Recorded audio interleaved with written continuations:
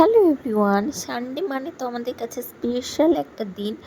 যেহেতু সবাই আমরা একসাথে ঘোরাফেরা খাওয়া দাওয়া সমস্ত কিছু করি। সকালবেলায় ব্রেকফাস্ট করেছিলাম চিকেন স্টু আর পাউরুটি দিয়ে।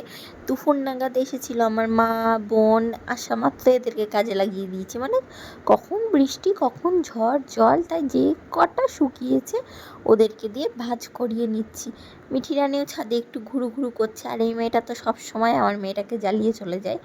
আর এই দিকে দেখো আরাধ্যা তো কাদামাটি নিয়ে কেমন খেলা করছে, বলছি তো আবার হাসছে। তারপর সন্ধে নাগাদ সবাই রেডি হয়ে বেরিয়ে পড়লাম শপিং মলে।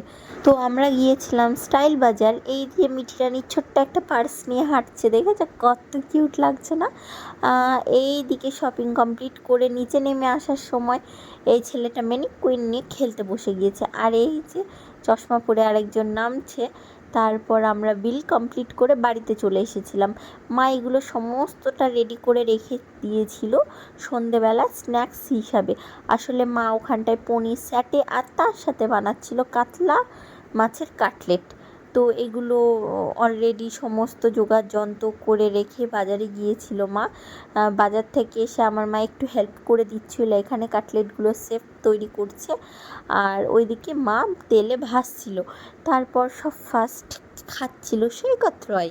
তোর খেয়ে ভীষণ ভালো লেগেছিলো। আর সত্যি কথা বলতে খাবারগুলো এতটা টেস্টি হয়েছিল, মনে হচ্ছিল আমি দোকানেরই খাবার খাচ্ছি, বাড়ির তো একদম মনে হচ্ছিল না।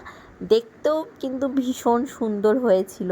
আর রাতের ডিনারটাও তোমাদের সঙ্গে শেয়ার করি। এইখানটায় ছিল বাটার চিকেন, তার সাথে ছিল পনির বাটার মশলা, তার সাথে তন্দুরি রুটি।